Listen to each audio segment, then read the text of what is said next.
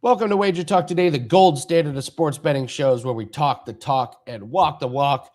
We got a big day. Hope everyone is having a better day than Detroit basketball. Come on. Come on. Come on, Dan. Andy. Come on, Andy. Hey, I lost a bet on them too. I had their team total over, and I proceeded to watch Tobias Harris go over.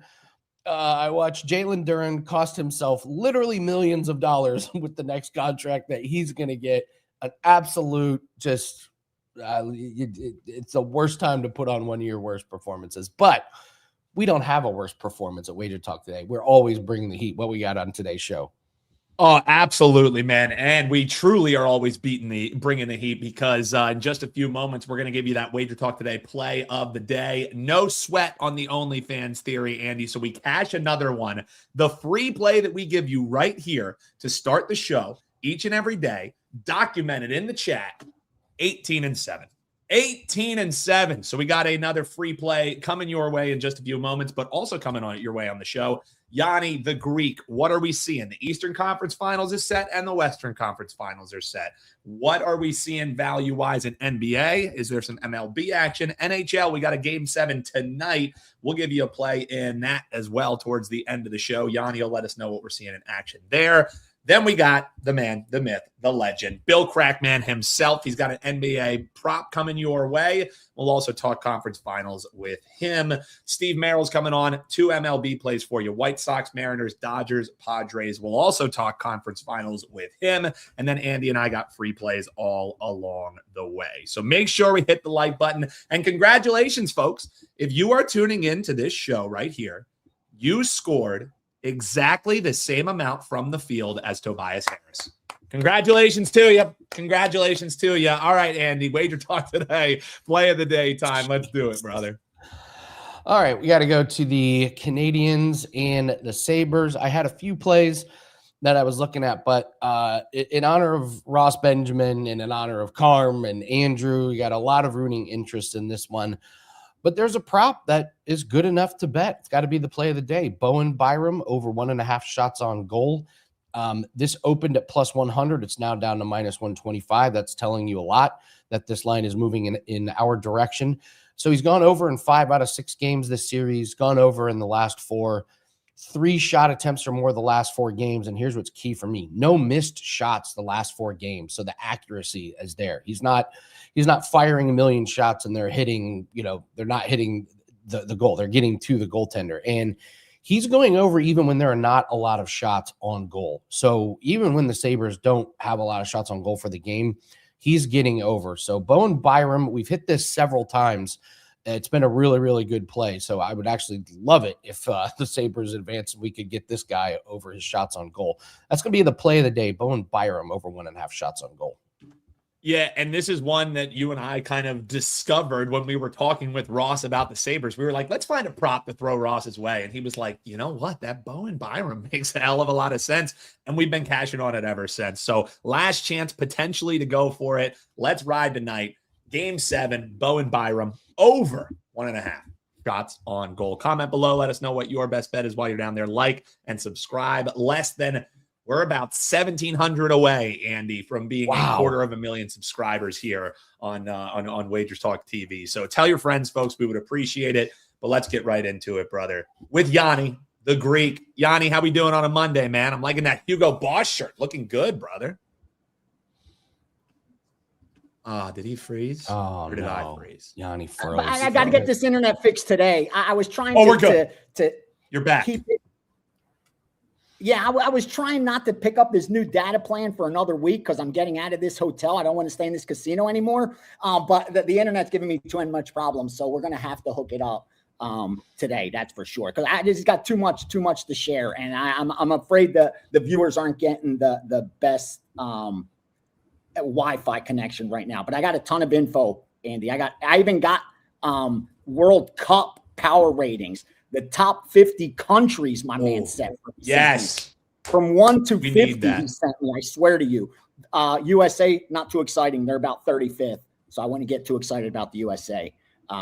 With that said, we have a game 6. I'll just dive in. Oklahoma game 6 in NHL with Montreal and Buffalo.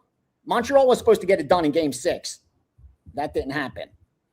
Now, all of a sudden, you're looking at a coin flip type of game. Historically, Montreal was supposed to get it done in game 6. When they don't get it done in game 6, those teams tend to get it done more so than not in game 7, even though they're the road team, believe it or not.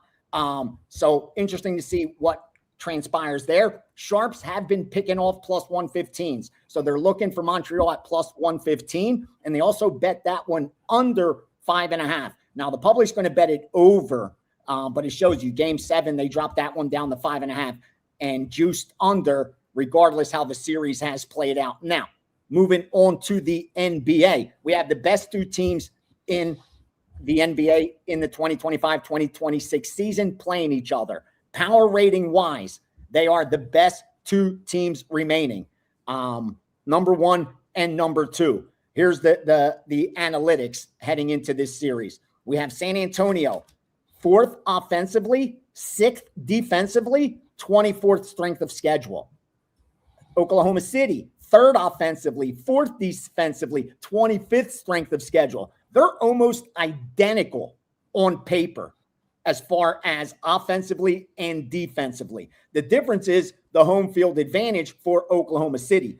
And they're one of those teams that have, in fact, the highest home court advantage, a little over 2 points.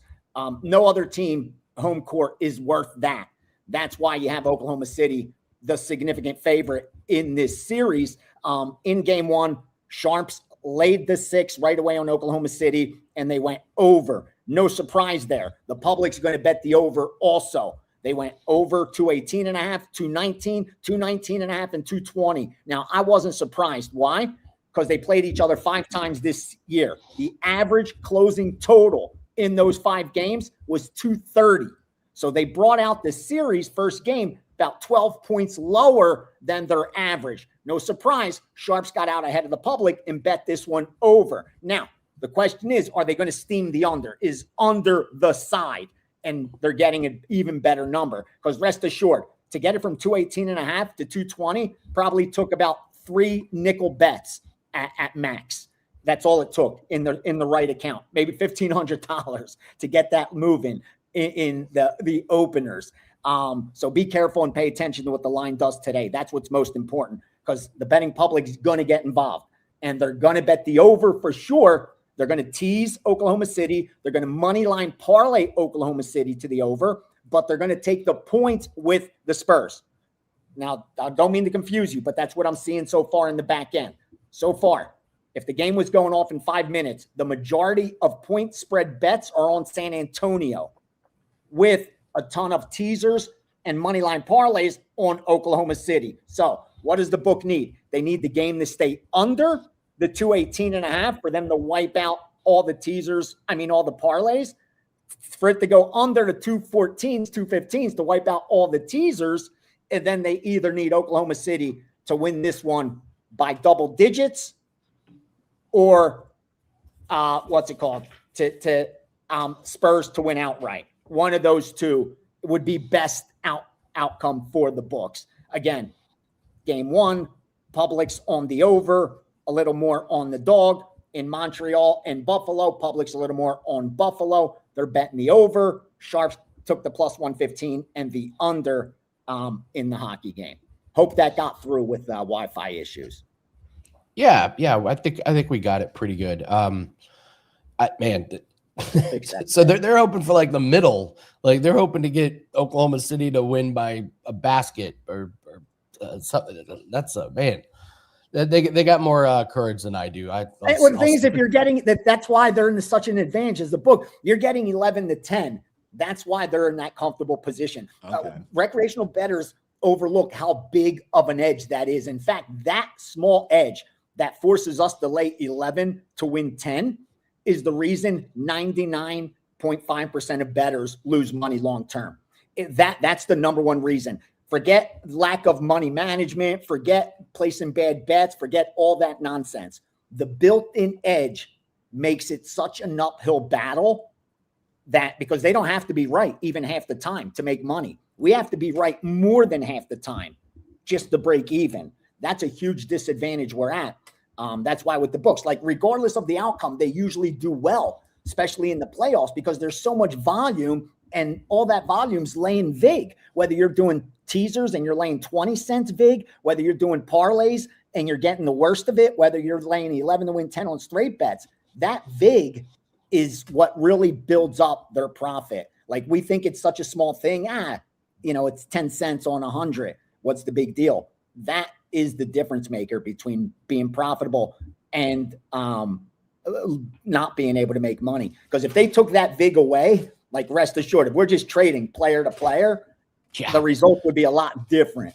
It's that middleman taking that dollar out of every 20 bet, my 10, your 10, my 11, your 11, that it makes it so difficult. Again, not to go long on vig, but it really is the big equalizer for the books. I want to kind of circle back to a couple things, but let's do Major League Baseball. We've got a really loaded slate. Big slate. I love this slate today. I normally only have like one play a day. I may find a couple that I get there. So what are you seeing? No early games on the Monday. All right, there's a ton that I'm putting on the steam sheet, so I'll just read the ones off that have some follow through to them. Start off with Cincinnati plus 115 and 110. 954 Miami plus 110 and even money. That's why they're now the favorite. 963 Baltimore from plus 160 all the way down to plus 130 in 5 cent increments against Tampa Bay. So they're looking to fade Tampa Bay, which isn't surprising because, again, we talk about these teams in Major League Baseball, how they've come out, with these great records, winning about 70% of their games. And we all know that's just not sustainable. I mean, as we go into today, what is Tampa Bay? I think they've won. I'm pulling that up. Tampa Bay's won 67% of their games. When the season's over, I'm telling you right now, like a team like Tampa Bay that's sitting at 30-15, they won't win 60% of their games. Like when the dust settles because of that Eastern division being so difficult, this team will not win that many games. In fact, we have them projected to win 90 and lose 72. So we have them winning only 55%. That's what we have them projected at. And right now they're at 67. So no surprise to see the Sharps fading Tampa Bay. Also 967 Toronto from plus 175 down to plus 160. They're fading the Yankees there. And I'll give you a couple totals for you real quick. 978 under 10.5 and 10, Texas and Colorado. They went over 8.5 up to 130. Didn't go over 9 in that Yankees game. They stopped betting it. And then they went over 9.5 on the Mets and Washington, but not at 10. So that's some of the baseball action for you. Again, busy Monday, man, with playoff action, Major League Baseball action. No UFC this week, but we got plenty to cover for sure. We got PFL, though. I will have PFL breakdowns, and we will most certainly have PFL plays. PFL has been very good.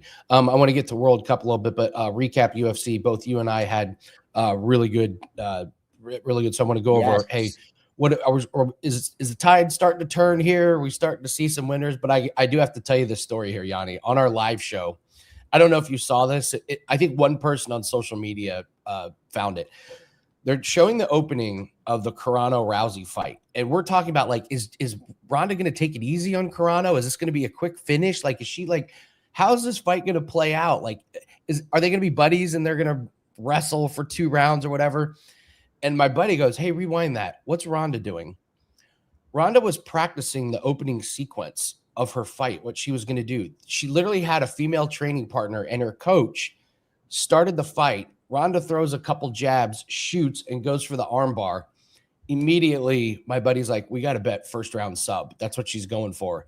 And we hit it literally because we watched her practice her opening sequence, what she was going to do to Corrado, man. It was one of my favorite live bets I've ever seen. That's awesome.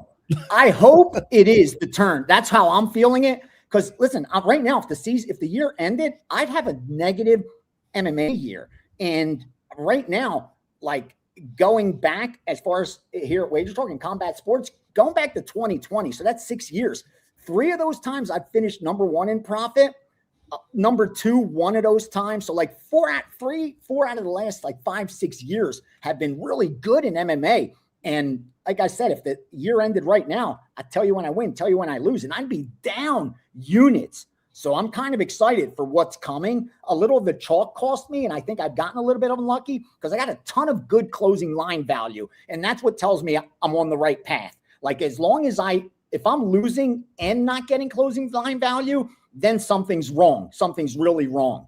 But if I'm getting closing line value on 2 out of 3 bets and I'm just not winning, I got it. That's something I just have to mentally get through because I know I'm getting the best of it. Like when it's kind of at the blackjack table, before the hand is dealt, whether you had the edge. And that's why it stings sometimes where like, dude, I had the advantage. I should have won that freaking hand, and you don't.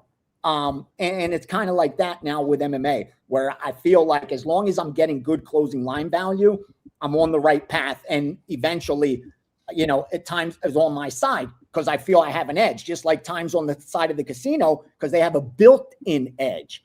So yeah, I'm hoping the tides have turned for us, brother. And the next 7 months will be smooth sailing in MMA and we can pile on some profit. All right. Last question about UFC. I am 100% with Seth on this one. Thoughts on McGregor and why should we empty our bankroll on Max? I can't make one argument for Conor McGregor, and yet the public is betting on him. And to me, this I don't know, Gianni. Am I wrong about this one? How is Holloway not win? My first read was immediately on the Holloway side. Forget the activity that he's been more active. I just think the way they match up, I don't see a lot of disadvantages for the Holloway side. The intangibles, I believe that's the word, that we're going to have to look at is it's the first time he's fighting at this weight for Holloway. His power did carry. It did carry up from feather to lightweight. We saw that. But we have also saw that his chin did get cracked. It was always Max. You can't take him out. You can't finish him. You can't knock him out. But now that's erased. That's no longer, something he could, lean on, that he's unfinishable. We saw him get finished. So I think that's what they're hoping, that it's going to be a stand-up. Conor's the bigger guy. He's going to land the big shot, the Conor of old. That's what they want to see. Listen, we got convinced that a Gina Carano, who hadn't fought in 17 years, was 100 pounds overweight and was suffering from diabetes, was going to come back and beat Ronda Rousey. They convinced us of that was even possible. How did they convince us of that? Because Ronda Rousey only went off at like minus 500, minus 550. She should have went off at minus 3,000 after watching that, at minus 4,000. But it just shows you, like, as fans, we're easily led by promotion and marketing.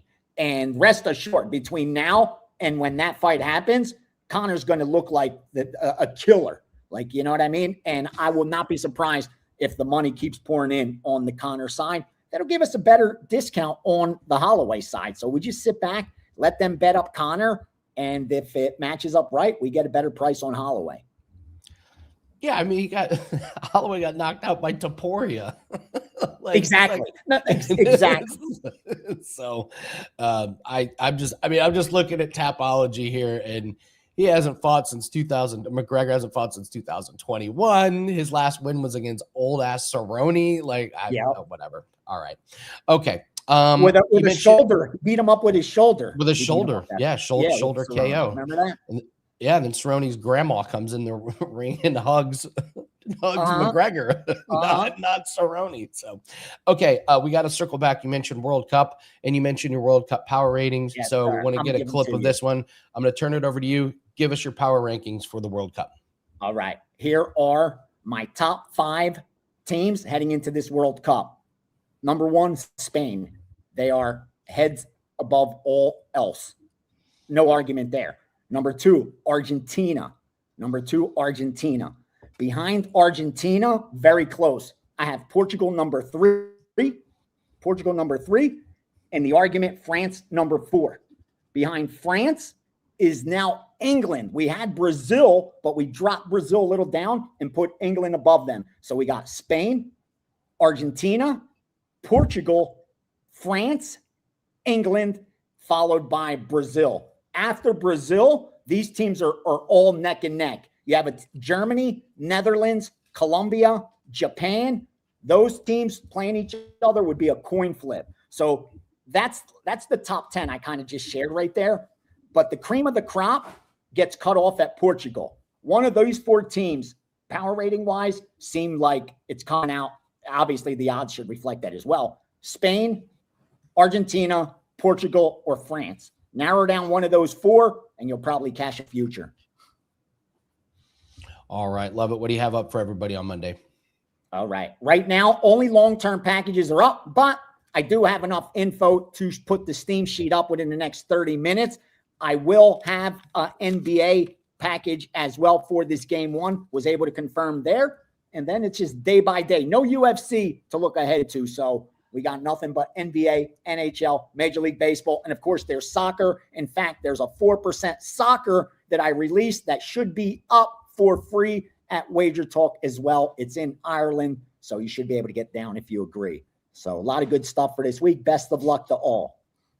All right. Thank you very much, Gianni. Thanks, Appreciate boys. it. Gianni the Greek getting us started here on a Monday. Let's see. You know what? So we gave away a 3-day pass on Friday. So You did? we have the winner for that. But I should have brought this up with Gianni, but him saying the Sharps are all over Baltimore, I'm gonna pull an audible. And even though they're not here to answer for themselves, do they care to make things interesting? You don't agree? No, I'll take the Rays. So Okay. I'm gonna go head to head against Gianni's The Sharps. the Sharps and the Syndicates. I love it. So this will be great. So in the comments section after the show, put Andy Rays and your WagerTalk username, or Sharps Baltimore and your username. Do you agree with Andy or the Sharps? Who's going to win, the Rays or the? No, I could not disagree more on that. I Andy just the pitching head, matchup alone. Andy going head to head with the Syndicates. I like it. So comment below. Are you rocking with the O's and the Sharp money here, or are you going with the Rays and Andy saying, forget that, forget it? Let us know. Include your WagerTalk username. You're entered in to win a free 3-day flex pass. We'll give it away on tomorrow's show. That is just straight money line. So which side do you agree with there? And as you mentioned, shout out to our man Chris. He commented below, Andy, you just keep winning free 3-day flex passes for people. You really go do. Yankees first 5, head-to-head with our co-founder of WagerTalk, Marco D'Angelo. So he did the correct thing. Chris commented below using his WagerTalk username, and boom, he got picked at random to win a free 3-day flex pass. Andy, one of our favorite things that we do here, and it's not just for the live viewers, it's people on the rewatch as well. If you're rewatching, make sure you comment below when you include that WagerTalk username. Boom, you're entered on in there. So we will remind you by the end of the show, but not right now. After the show is finished. That's the number one part, Andy. Yeah, guys, make sure you got to put it in the comment section after the show, not in the live comments. After the show, we got to be able to see it, and you got to put your WagerTalk username. We had several people pick Andy on Friday, but they didn't put their WagerTalk username, so I don't know who to give the pass to. So you got to include the handicapper, the play, and what's your WagerTalk username. 3 things got to be in there, so we know who to give the pass to. So. We got a 4% NBA best bet that is up 4-1 run on those. We lost last night on the Pistons team total, but I could not be happier with these NBA plays. Up 21 units in the playoffs on these 4% plays. That is up. I've got an NHL best bet that is up. The client play for NHL is the play of the day on WagerTalk, but we've got another baseball play that is up, and I'm on the fence about WNBA. Will there be a play tonight? Got to tell you, 5-1 to start the WNBA season. I am really, really happy. Anytime you can cash a player prop on a bench player on one of the worst teams in the league, the best. It's electric. It's electric. So, full disclosure, mixed bag of results over the weekend. Golf on day 1, I got absolutely cooked. Jan and I rolled the dice with a bunch of plays on round scores. to go under. It turns out the course played way tougher than we thought it was going to. On the flip side, we hit a 5% best bet. And as we know in this business, when you hit your 5% best bets, you're looking good. Dan, you had a losing lacrosse weekend, but you hit the one that counted because that was our Let It Ride. So we're now 3 in a row on Let It Ride. So now it's starting to get interesting. No plays in the immediate future for that, but pocket that money, and we will have our 4th play later this week on Let It Ride. We'll figure it out. So, it took loss in NBA, but NHL, NBA going pretty good. Oh, hit our NASCAR play. That's an 8-1 auto racing play. NASCAR is so back, baby.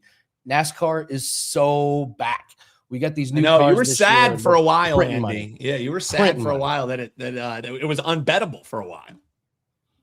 It was. The cars that they had previous years, we just weren't putting out bets. It was too hard. But this year we got the new cars, and it's couldn't be going better. So really happy with that. So, all right, Logan, a quick question. It's not a dumb question, Logan. What does 978967, for example, mean before bet is?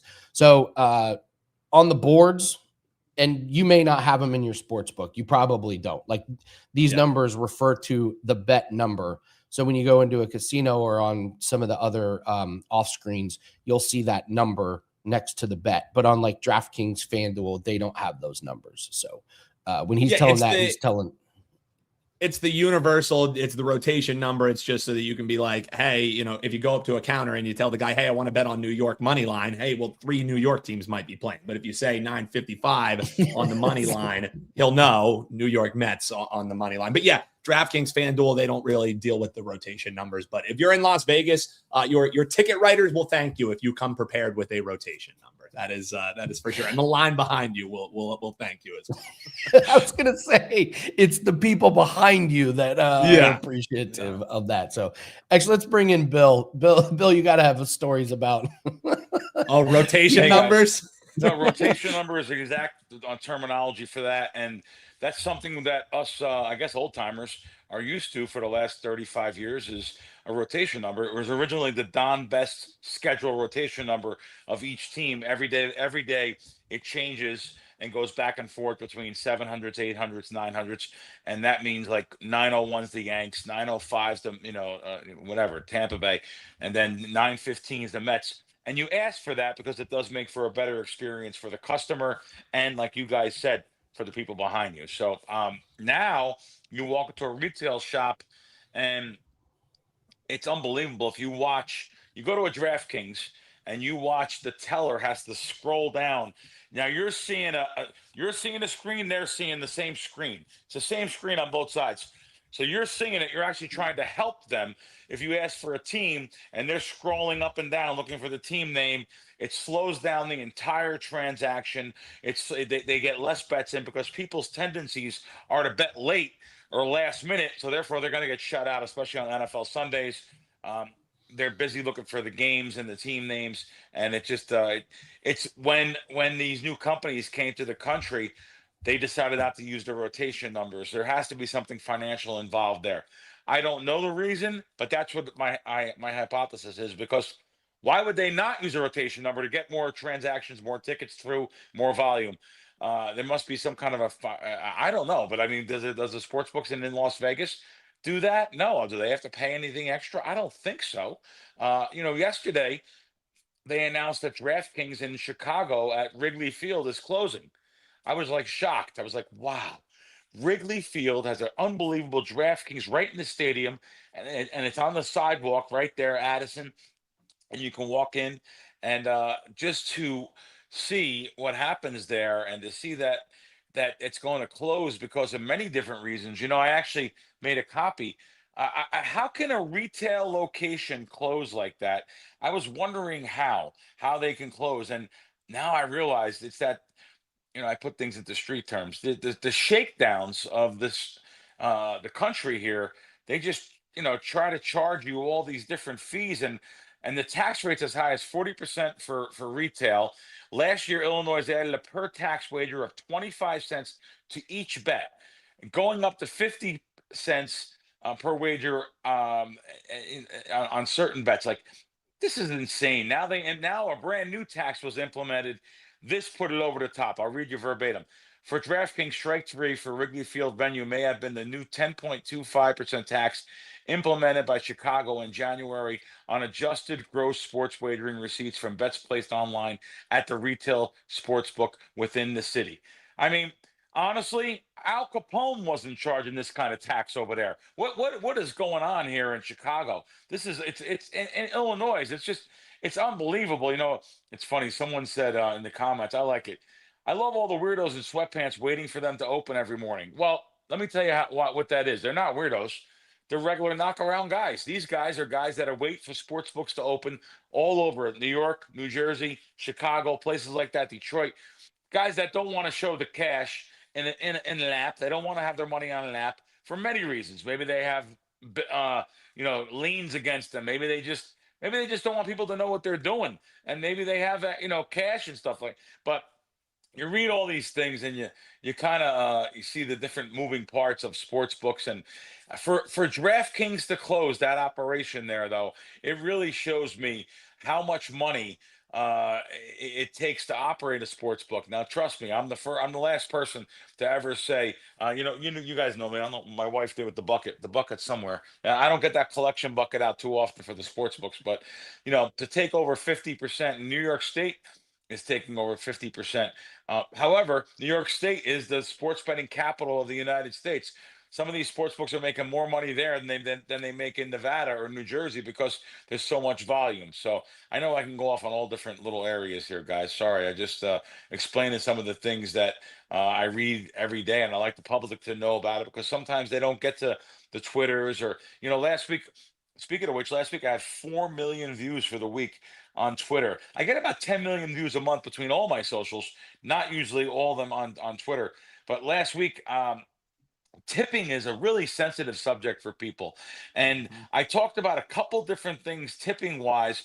Um, this guy's betting 25,000 a hand in Baltimore, and he's winning a ton of money. He's up $1 million. He hands some chips to the waitress. He gives some chips multiple times. Winds up giving her 76,000 in tips. And when it was all said and done, she said to him, "Sir, you've given me a lot of money. I really don't worry about it. I'm doing really good." It just so happens that I found out that how much money he was actually gambling and how much he was winning. And now the casino took the money from the girl and made her give it back. They gave it to she had to give it to the casino to keep her job. The casino gave it back to the customer. Like, that's BS in plain English. Like, these things that go on, totally crazy. The guy wanted to tip. So what?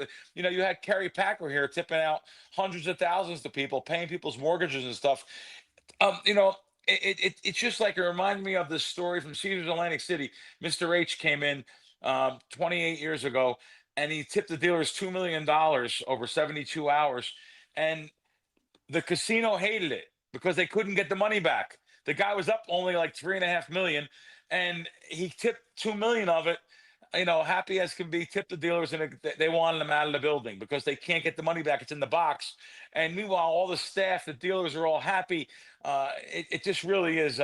These casino corporations, they're the deadly enemy to me. They are I will, very rarely I will ever stick up for them. When I see these kind of things. Caesars, terrible corporation, absolutely terrible. They throw people out for winning. If you're a winning sports bettor, they do not want you. Losersonly.com should be on the front of the fountains at the at Caesars Palace, because they do not want winners. So I go after them at any chance, any point I can get. Guys, I'm sorry I kind of bull-guarded the show here. Hey, Bill, no, you get free reign. The comments love it. Keep it going. And don't worry, we still got NBA proper the folks. Before we give a specific play though, Bill, one thing that I'm seeing on Twitter, you're hearing in the comments, everyone is saying the true NBA finals is this Spurs and Thunder series. Yep. Any thoughts? Like, is that the winner who comes out of the West, signed, sealed, delivered? Or do the Knicks have a shot? What you saw from the Cavs fight that they had? Just thoughts, I guess, as we move here into the NBA conference finals. And is it really the Western Conference? And then forget it, tear up all your other tickets. Yeah, no, it's a good point, and people are saying that we're down to the final four teams, and which should be two good series, Knicks, Cavs, and like you said, Thunder, Spurs. I could see both of these series probably going 7 games. I mean, I said it on my Fox show the other day. That couple of these series went the Cleveland series versus Detroit went 7 games, and I want them to go 7 games. By the way, I need that because it's more prop opportunities for me. Totally destroying props. Another good week. Wager Talk 24-15 NBA props.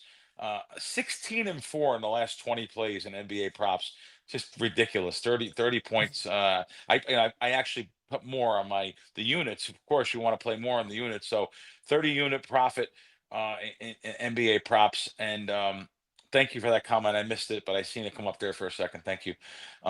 Yeah. So it really is something when you see these NBA teams and they're counting out the Knicks and they're counting out Cleveland.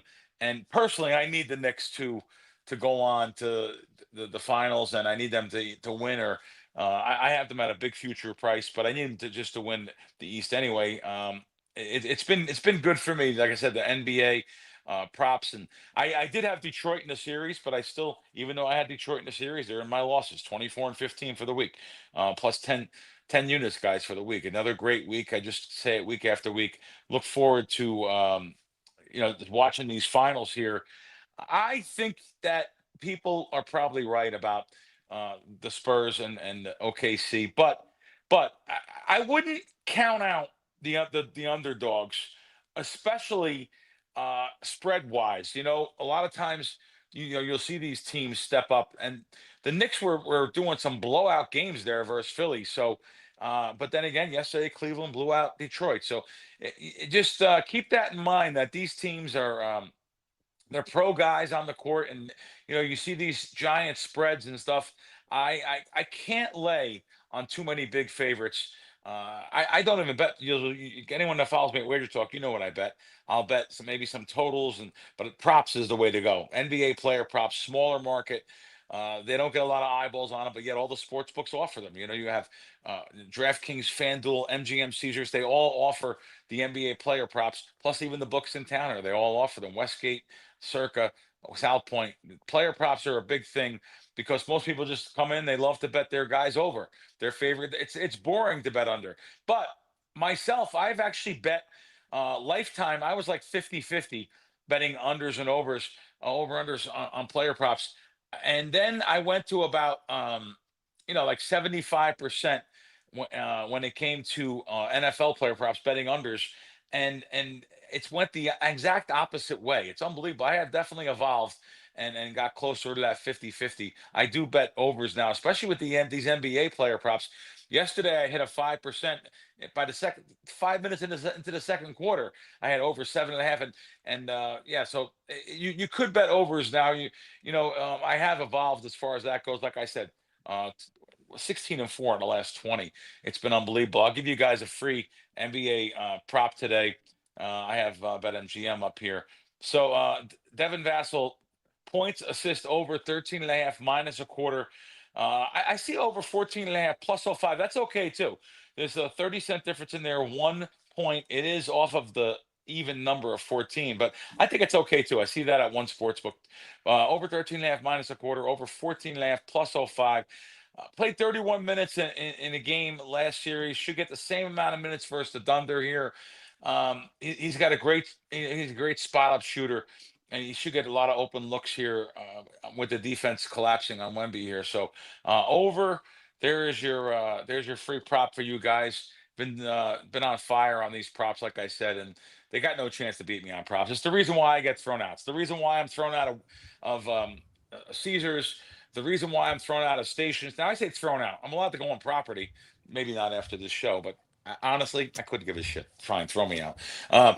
Caesars, it'll just make me go after you more. The bane of my existence will be go after you more. Caesars, stations. I can go on and on. Treasure Island. When I walk at Treasure Island, they call surveillance. Like literally, they call surveillance. Krackenberger's in the building, and they sweat so much over there.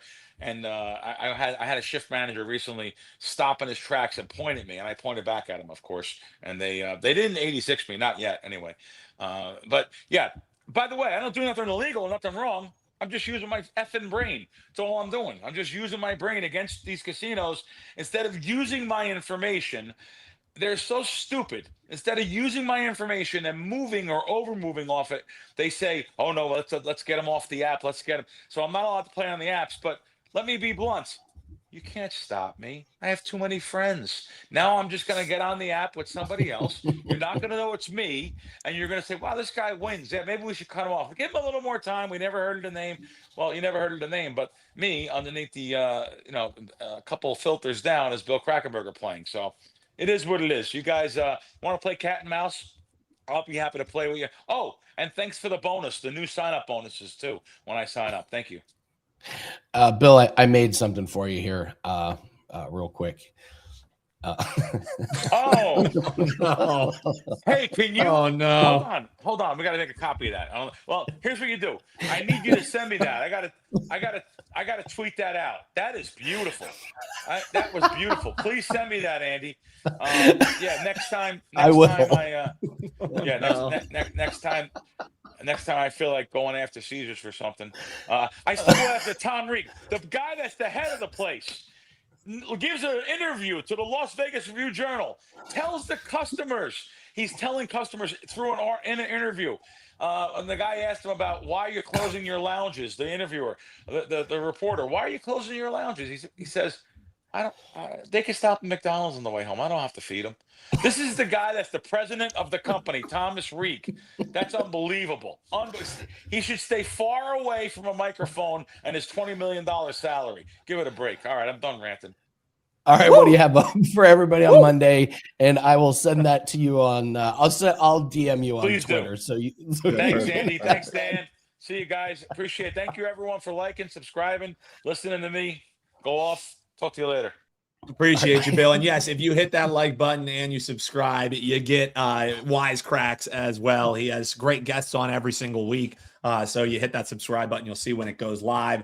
He has an MLB best bet up tonight. Krackman was so fired up. He was like, yeah, they'll figure it out. WT.buzz/Krackman is where you can get his best bets. Like you mentioned, 16-4 run that he's been rocking on. NBA this season, over 63 units he's picked up. Tonight in MLB, he's got a best bet rocking tonight, 31-19 over his last 50 in MLB. You can grab that. WT.buzz/Krackman. And, it's always fun when Krackman comes on Monday. He was exceptional today. Yeah, like good info and was fired up. And I think you made his day with the losers.com. That was pretty good for right on the spot, just coming up with it for only a couple minutes. Yeah. And then he had to rush out because they called security on him. Yeah. Right. All right. Well, let's bring on Steve Merril, someone who has security has never been called on Steve Merril. I find it hard to believe you've ever been. That's a good question, Andy. I'm like running through my 52 years of life over my half century. Yeah, I don't think it has. Yeah, I don't think securities. I mean, it's different definitions of what security would be. Yeah, I will tell you my favorite security type moment ever real quick. Because, Redskin fan in the 80s and 90s growing up. And we inherited season tickets from a former player who never wanted to go. And then we just started getting them CO'd into our name. And they had they had a paid parking lot that was always like 80% empty right in front of RFK Stadium, but it was sold out. So we could never get a pass there, but we could always get in there. My dad would always slip the guy like $5 or $10. They'd let us in because once again, it was always like 80% empty. 10 years in, they switched. There was this big heavy set lady who had like a beer hat on and she wouldn't take it. So my dad just drove and she literally threw herself across the hood of the car. I'll never forget that moment. And like, I'm thinking to myself, man, this lady's got some pride. She's not letting us in for that $10 bribe as the lot's going to sit 80% empty the entire game. That was maybe the only security incident that comes to mind. That's a great story. It makes me just think of, when people take their job really seriously. So that can be that can be our question of the day here. Tell us your favorite this dude or this gal took their job way too serious story in the comments, and we'll read some of the best of them on tomorrow's show. That's a great. You got to respect that.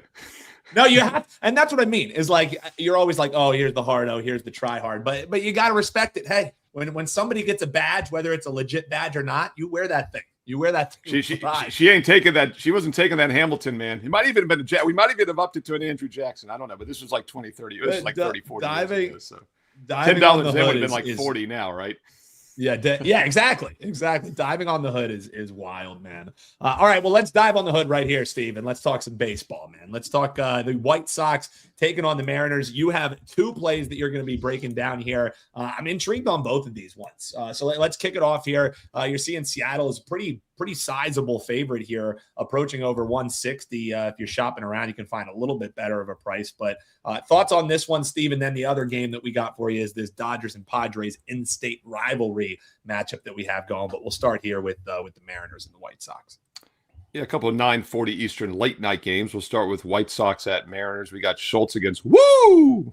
And the Mariners on the season just 22-26. White Sox 24-22. Don't you dare call them the worst team in the history of baseball anymore. Remember how bad the White Sox were a few years ago? Does look like they're turning the corner. They're 7-3 their last 10. Mariners just 4-6. White Sox 13-7 their last 20. Mariners just 9-11. So not sure I'm in a hurry to lay $1.50, $1.60 with probably who is the better team. I mean, hey, look, two ways to look at it, right? They're due to probably start playing better because I do think they're the better squad. Do we jump on them now? And by the way, Seattle is just 1-4 in extra inning games this year, so a little bit of hard luck there. But they've lost 3 straight.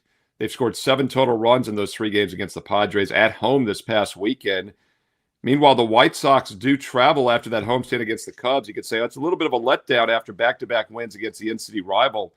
But their offensive momentum is for real. They have scored 5 runs or more in 6 straight games. They've scored 6 runs or more in 5 of their last 6. Yes, this quick road trip maybe quashes some of that momentum. The total's around 7.5. It's a very low total. What I'm actually going to look at here is a team total under for the Mariners. Both teams are priced at 3.5. Not in a hurry to fade the White Sox offense, which is red hot. But then again, this travel spot is a concern. But what I'm pretty sure is that the Mariners offense is not in good current form. And Schultz is mediocre, 4.9 ERA. He's coming off a couple below average starts. But the 3 or 4 starts before that, actually the 3 starts prior to those 2 bad starts, he was very strong. In fact, he'd given up, I believe it was like only 3 earned runs in almost 17 innings of work. So I think he actually bounces back here against the Seattle offense, not in good current form. Take a look at the Mariners team total under 3.5, and what once again is also somewhat of a pitcher-friendly park in Seattle. Towards a prop there as opposed to ISOing in on both of those teams. I like that, Steve. Good breakdown there. This game, though, I mean, the Dodgers offense since losing, I think it was 4 straight games when they were playing the Braves, the Giants. Since that point, Steve, we have a Dodgers team, and okay, you could talk about the opponents, whatever. 40-5, they have outscored since that their opponents since that little slump, I guess we could call it. Now they take on the Padres. This total, likely because you got Yamamoto up on the mound for the Dodgers, 7.5. The Dodgers, this is just a red hot offense taking on a pretty damn hot Padres. This is going to be a great series here, Steve. Thoughts on the series and obviously this game tonight? Anything that you're looking to eye to bet in this one? Yeah, 1 week ago, last Monday, we talked about the Giants and Dodgers, and I talked about how the Dodgers were underperforming after the hot start. They'd come back down to earth, and they were kind of a little bit below where they should be for the season. Well, they dropped that game 9-3. They dropped the next game 6-2, but then they won the 2 final games 9-2, and as you mentioned, offense is kicking into form. And one thing I did point out last week, and it's kind of what I talked about with Seattle, is when teams struggle, it's usually offensive momentum. Because think about it, everyone talks about the starting pitchers, which go once every 4 or 5 games. They only go half a game at that. So they play like half a game every 5. And then the bullpens are always a mix and mash. You never know who you're going to get. But the one consistency for the most part, you get the same 7, 8, even 9 guys in the offensive lineup every day. And it does ebb and flow. The Dodgers were not in good current form. When they had those 4 straight losses last week, they scored 3 runs or less in all 4. They scored 2 runs or less in 3 of the 4. And now during this 5-game win streak, they've scored 4 runs or more in every game. And they've scored 31 runs the last 3 games against the Angels. It's a quick trip back home. Not much of a road trip back home, obviously staying in the same city. And they're taking on a division rival, an in-state rival. I don't see them overlooking the Padres here, traveling from L.A. now down to San Diego. San Diego also had excellent offensive form, though. They put up 15 runs the last 2 games against the Mariners, as I mentioned earlier.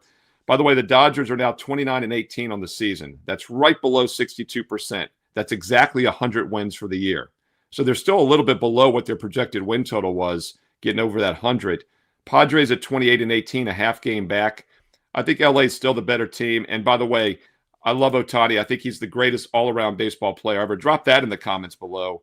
Your thoughts on that. Look, Babe Ruth was the best all-around player, and he's the only pitcher hitter that you can really compare to Ohtani. But Ohtani hits as well as Ruth, or almost as well. Pitches better than Ruth.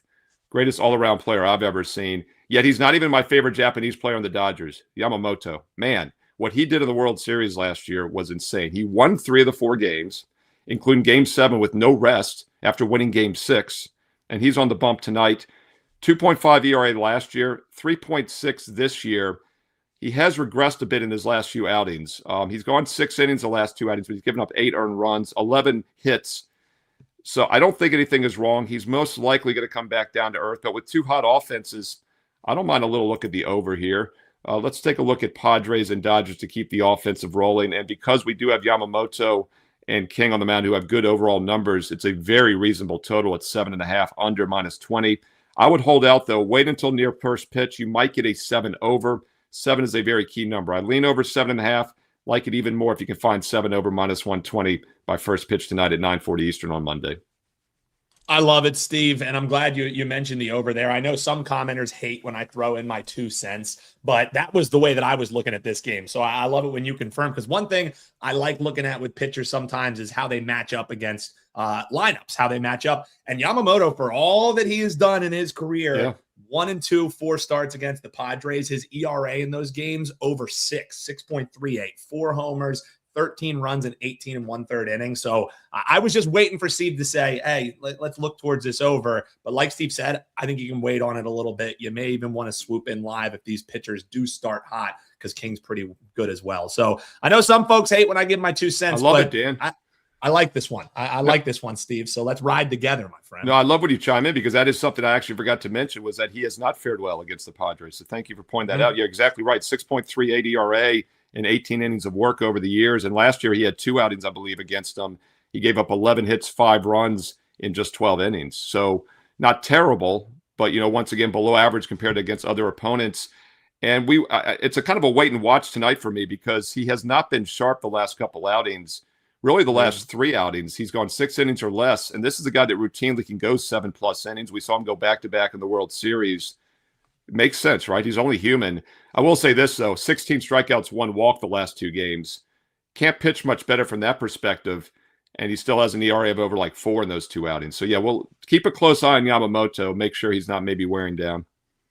Steve, we appreciate you giving us the time. We're going to talk a little NBA. If you want the full NBA breakdown, check it out. We're going to add it to this video. You can check out Steve's breakdown on Game 1 of the Western Conference Finals. It's posted right this very second. YouTube insiders as well here at WagerTalk Insiders. You get it even earlier than some of the other folks here. So reasons to subscribe. But Steve, before we talk NBA, what are you rocking with tonight, man? I know we talked some MLB action. What are we looking to bet tonight, man? Yeah, I do have a strong best bet in Game 1 tonight between the Thunder and Spurs. It's on the side. And by the way, in the video, I give you a free play on the total. And I will point out that the total has moved a bit today. It had opened 218, was up to 219.5 last night when I did the video. We're now seeing 221.5 with that Thunder Spurs total. And I think the reason probably, Dan, is because Jalen Williams, Jalen, the better Jalen Williams, is expected to play tonight. He was listed as available. I mentioned in the video. It was already kind of known. But what's interesting is the point spread has not moved. It's held steady at 6.5 yesterday and today. So maybe there's just some sharp money on the over.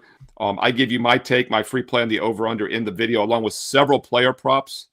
The Chet Holmgren, Andy will be happy to hear that. I talk about Chet Holmgren. I think he's an interesting guy in this series. If you look at the regular season matchups, I won't give it away, though. You got to watch the video. But I don't give out the side in the video, but I do have a strong best bet on the side tonight for my clients in Game 1. Steve Merril, WagerTalk.com. You can get there quicker, wt.buzz/SM. And then if Dan's available after Wager Talk today, we're going to knock out the Knicks Cavaliers Game 1 video for $5 Tuesday. It's free video Tuesday, and that line is on the move as well. I'll talk more about that in the video, but the Knicks have already gone from 6 to 7. We've also seen the total go up a couple points, so some heavy money coming in already on the Eastern Conference Finals for Tuesday. And you want to get it sooner than anyone, make sure you are subscribed. Steve, you know I always got time for you, brother, so I'll see you right after the show. It's a date. Let's get that up for the folks. Steve, watch out. Make sure no one's jumping on the hood for you, brother. Always love talking with you. Great spot here, man. And we'll see you next week. Best of luck till then, man. Thanks, guys.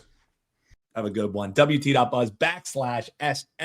And yeah, we're going to have that Cavs breakdown coming your way here on the channel by the end of the day. So hit that subscribe button and you'll see when it goes live. And Andy, with all that we have done on the show here, there was Cobb versus the debates in Cobb the chat versus today, Ruth. Yeah.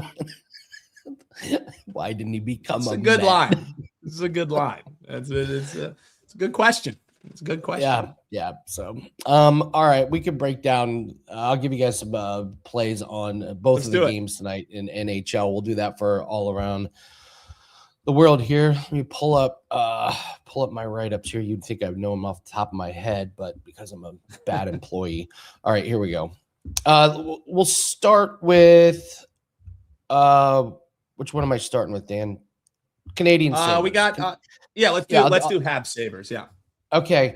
If it ain't broke, don't fix it. First period over 1.5. They've gone over this in every single game this series. The last 2 games, they've had 5 goals in the first period. These offenses are getting off to really, really quick starts. Last 2 games, the totals have landed on 9 and 11. The goaltending has not been good for either side. It just feels like one goalie just gets ice cold and gives up a lot. And I think you're going to see another first period over. So we'll take this to go 7 for 7 on the series, first period over 1.5. And for Thunder versus Spurs, listen, you guys, I'm not going to break any ground with some of these stats. Number 2 and number 3 in field goal percentage in the playoffs. Number 1 and number 6 in field goal percentage. Defense, Spurs number 2 in pace. Thunder number 9. Thunder haven't played in a week. Spurs got to be feeling great. They didn't put many miles on those legs in the last game. I don't think any starter played more than 30 minutes. So you guys already know, you guys know this stuff. So I'm just going to give you a gut feeling that I got here, Dan. These teams know each other very, very well, but that was in the regular season. Now we're in the postseason. I think this first quarter is going to be a very physical, what are they going to let us get away with? And I don't think the refs want this to get out of control. I think there's going to be a lot of fouls. I think they're not going to, I think they're going to try and muscle around Wemby, and they're just going to see, hey, how far can we go? And the refs are going to say, you're not going to get away with that. I think they're going to try and hammer Shea. They're not going to get in these little ticky-tacky fouls that put them on the line. I think this first quarter gets drawn out quite a bit. And don't be surprised if both teams are in the bonus. And that is going to mean an over on this one. Both these teams can score. I know they're both great defensively, but I actually think their offense is better than their defense. So I think there's going to be a lot of points, and don't be surprised if there's a lot coming from the free throw line inside the last couple minutes. So gut feeling, I think the feeling out process causes a pretty high scoring first quarter, and the Thunder 4-2 to the over in the playoffs. So in the first quarter. So that's how I'm going to look at that game. So let's see, what else do we have? Prop line just went up, guys. We got a same game parlay that we go over in that one. We got another play of the day.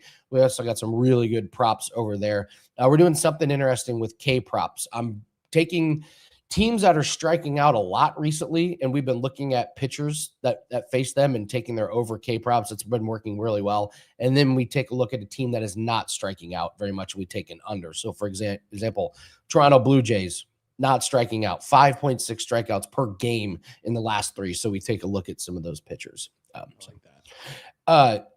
Bill was talking about the tipping thing and like the casino keeping it. Something similar happened to me when I was in my 20s and I was waiting tables. I'll never forget this. So I waited on this big group from Jack Daniels. There was like 5 of us servers. There was like 50 people in there, and they get done with the bill, and these companies have a set amount for these, like, you know, they'll budget $5,000, $10,000, whatever. Well, they didn't even get near their budget. So the guy was like, oh, just like keep the rest for your tip. And it was thousands of dollars. Now we had to split it, but it went from like a pretty good night to one of the best nights ever. And our manager was so pissed. because he was like, no, this is too much money. And it was like, I was like, excuse me, they have spoken. Too much money. Jack for Daniels who? has spoken. And he was like, he was arguing with them to not tip us. What? And what did they care? And I was like, what? Because he was jealous. He was. Oh, because the manager doesn't get tipped out. I see what you're saying. Yeah. So he's sitting there watching these 5 surfers make $8,000 on this one party. And then the restaurant kept it on hold for a week. Wouldn't release it to us. That's ridiculous. Oh, I'll never forget that. So I have been a part of that. Not at that scale, but I have been a prop or a part of something like that. So dirty, man. So dirty. Rob, I'm telling you, man, when you're a restaurant manager, I've never been a restaurant manager, but they work so hard. They're not paid very much. And servers are so spoiled, and so are bartenders, and they have to listen to the servers and bartending bitch. And then on good nights, they make 10 times what the manager, makes on a daily basis. It's tough. It can be really tough when the manager has to put in 70 hours, barely making a living wage. And here's this little shit waiting on Jack Daniels who's going to walk with 5 G's for 3 hours of work. But let's also be real. The bad nights when you're serving are awful. You know what I mean? Yes. A bad night serving, hell of a lot worse than a bad night managing. Yeah, absolutely. You know what I mean? Absolutely. So, I've been there, done that. So, all right, that's going to do it for us. Hit the like button. And don't forget, right after the show is over, leave a comment with your WagerTalk username. It's Andy versus the Syndicates. Are the Syndicates going to win with Baltimore, or is Andy going to win with the red-hot Tampa Bay Rays? I don't know, Dan. What's your thought on that? The Rays are on fire now, and like Gianni said, they're not going to end up, with this winning percentage. But right now, I think you just ride them. Remember what we were doing with the Dodgers? We were taking their team total under. We get a few wins, and then you get off of them when you see that their bats are starting to come. Baseball is just such a roller coaster, and you got to find these streaks. I can't imagine trying to get in front of Tampa right now. Yeah, and they're also facing a pitcher who hasn't been particularly great in Baltimore. So a guy has over a 5 ERA that he's coming in with. So if they can get to him early, does that momentum carry on through? Andy, it wouldn't probably be a game that I would have ISO'd out simply because you figure the Rays can't keep getting away with this. But like you said, in baseball, ride some streaks. Yeah, I like it. Comment below. Is it Rays and Andy, or is it Baltimore and the Syndicates, the Sharps? Use your WagerTalk username, and you can do it in just about 5 seconds once we sign off, and you'll be entered in to win a free 3-day flex pass. Also, while you're down there, let us know. You're funny. People took their job too seriously, and we'll share some of those tomorrow. I got to give you credit, Dan. The way you pulled out that stat about the Dodgers, I scored 45, leaving out that 31 of them came against the Angels. Yeah, I alluded to the fact that you can say what you want about the competition, but yeah, 31 of the 40 didn't come against the Angels. That is a professional. You can say what you want about I will say what I want about the Angels. You can find stats. Yeah, you can find stats that make your handicap sound good, and that's what I was looking to do, Andy. It's a job well done, Dan. All right, let's have a big Monday tomorrow, $5 Tuesday. Once again, I will have a tennis play up at 8 o'clock Eastern that goes off tomorrow morning. I'll be able to put that thing up at 8 o'clock tonight. It starts at 5 a.m. our time. So we'll get that locked in and get $5 Tuesday started off with a winner, hopefully. So thanks very much. Good luck on your bets, and we will see everyone tomorrow.